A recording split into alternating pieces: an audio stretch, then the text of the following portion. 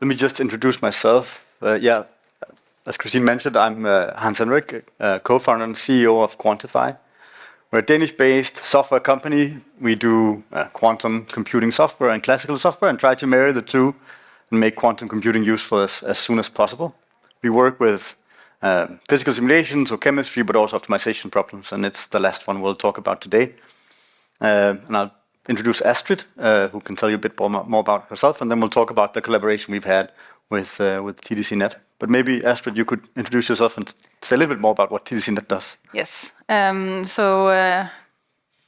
name is Ms. Astrid, and I am heading up the AI and digital team in TDCnet. And as you said, it's telecommunication infrastructure provider, focusing a lot on fiber and also mobile networks.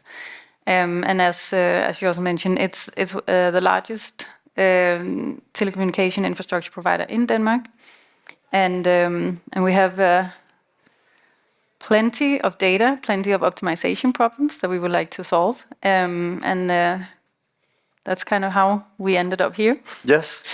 Could you maybe say a little bit more about how we started working together? What was in your mind when you started that? Yes. So first of all, I have a background also in physics. So quantum computers and quantum engineering is not such a big mystery to me, and I find it extremely intriguing, extremely potential. But obviously, it has been a little bit underway, so to speak, in terms of being something we can use. Now, a while ago, we did start looking into the more security side of quantum, which is a little bit more commercially ready when we're talking about fiber and quantum key distribution. But it kind of, led me into, also investigating, okay, where are we with quantum computers? How far are we from being, a real threat, really? And it's, it's starting to get there, where I believe we need to build up capabilities on both sides. And this was a little bit, my entry point. So I thought, first, let's try and look at the, let's say, classic optimization problems that we have.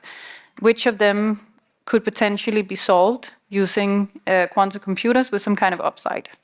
And that was around the time I got introduced to you and your company, and you kind of came with all the capabilities that we didn't have at the time. And I thought, let's do a project together, investigating a few potential areas where, we could also learn from you guys in how to reformulate, classic quantum, classic optimization problems into a more like a quantum algorithm, quantum optimization algorithm. Yeah, and obviously that's what we do as well. Could you say a little bit more about, so what are you trying to achieve at TDCnet? Why was this such an interesting collaboration for you?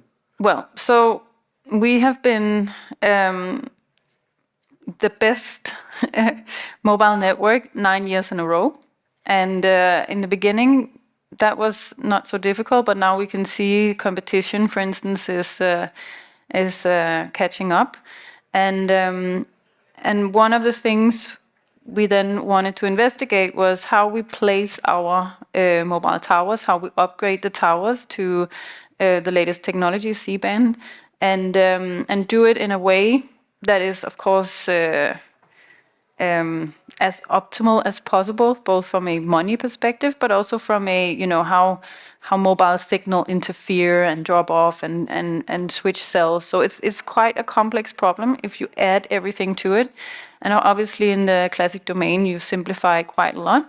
But we were hoping to add a little bit more nuances to it. And we had already built quite a large system of models around it, both some traffic forecast models using AI and also radio frequency modeling, etc. And then it's all sort of feeding into conditioning this optimization problem. But we weren't really that satisfied with the let's say accuracy of the results there. So that was why we wanted to test if we could use some of the same conditions, maybe add more to it, and then see if the quantum optimization was actually providing better results. Yes. And I think, without revealing too much about the work we did in the details, we did achieve quite some significant results in terms of improving performance, both on the classical side, but also pushing what is possible on quantum, having run quite a few things on hardware, and I know you ran them yourself at some point to get underneath the hood of it. But could you say a little bit more about maybe what we achieved working together? Yeah, I mean, so I have a big team of very skilled people, but they are, I mean, they're data scientists, they're mathematicians. A few of them have a physics background, etc., but none of them had really worked with quantum before. And actually, when we started this project, we were also missing a little bit of this sort of radio frequency expertise. And it so happened that you had both of those skills. So you both kind of improved how we physically model radio frequency in space. And then also, of course, we tested, benchmarked the classic algorithm and the quantum algorithm. And I think in all areas, I mean, in terms of course, running it on a quantum computer, we did not do that yet, but we did run the quantum algorithm on a classic computer and compared it, and the runtime was sort of similar. It wasn't an increase, like a huge increase in performance there, but obviously it's designed to be, run on a quantum computer. But in terms of the quality of the result, it was a significant uplift. So on the parameters, of course, we tested on. So this is something we are full on testing, and this whole tool where this quantum algorithm is a bit of it is really something we are developing quite heavily on for the time being. And where do you see that moving in the future? What do you want it to become? I mean, first of all, we want to, of course, use it internally for planning our network, but it is definitely, let's say, showing some quite promising, I would say, results. So it's definitely something we're looking into expanding even further. Very cool. If you look at how it has been, so this was your first project venturing into trying and doing something with a quantum computer in a real business. How was this journey, and how do you see this project compared to maybe more normal standard AI or software projects? Was it different? Was it similar? Well, I would say both yes and no.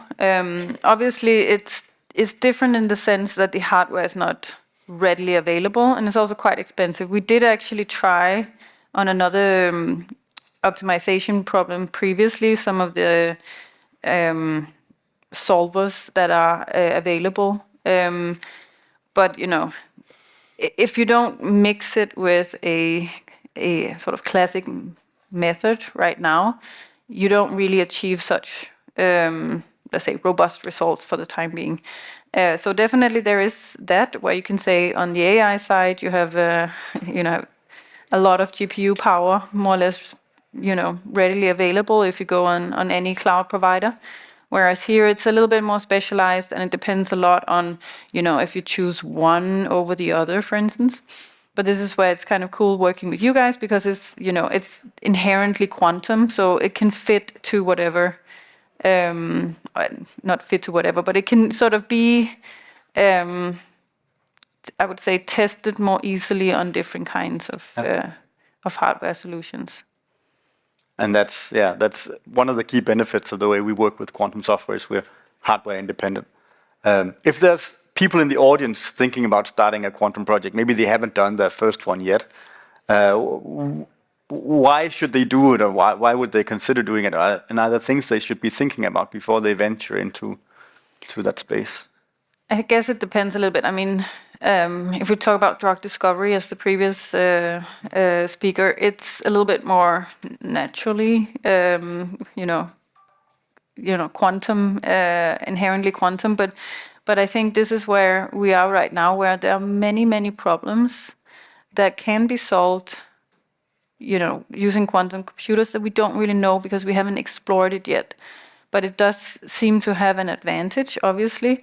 And so I think if you are in a let's say area where you are dealing with very big complex optimization problems, it is definitely worthwhile exploring the quantumness of those problems. I know it's not really a term, but that's what we called it. I mean, your engineers actually called it. So.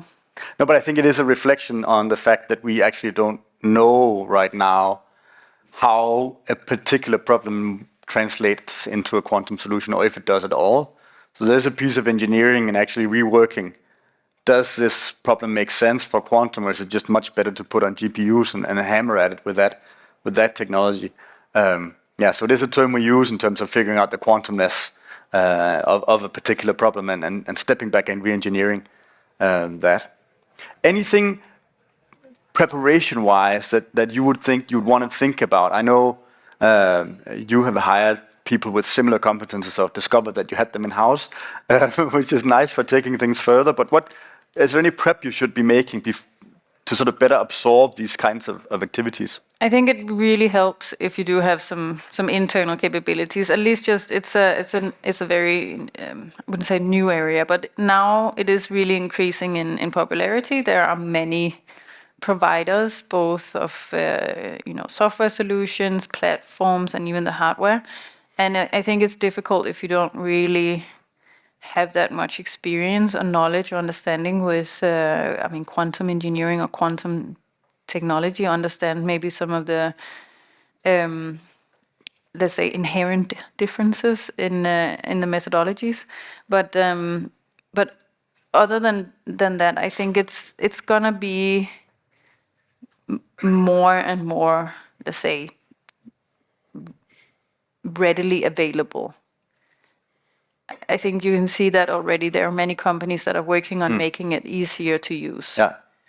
So, but I do think that in order to really figure out if your problem, because it's the same with AI, you can also just take a bunch of data and shove it into an algorithm. You can probably do the same with quantum and maybe not really knowing if it's actually the best way of solving something. But that's why I think in general it's always good to have internal capabilities that can somehow bridge the gap a little. Yes. And if you think now, so the AI has been on a journey in the past 5 years in TDCnet, how will it look for the next 3 to 5 years on quantum, do you think? Well, I definitely think, especially on the security side, we are really sort of ramping up on testing and seeing how we can utilize that. But I also have, I would say, a long portfolio of ideas for where we can test quantum. So one thing was this mobile tower placement, and the other thing is also how we can actually reduce the power that we're using to actually build out and improve our network, so that we try and sort of enhance the quality without increasing the power too much. Yeah. So that's another interesting issue that can potentially be solved with quantum, and that's probably where we will go next. Yeah.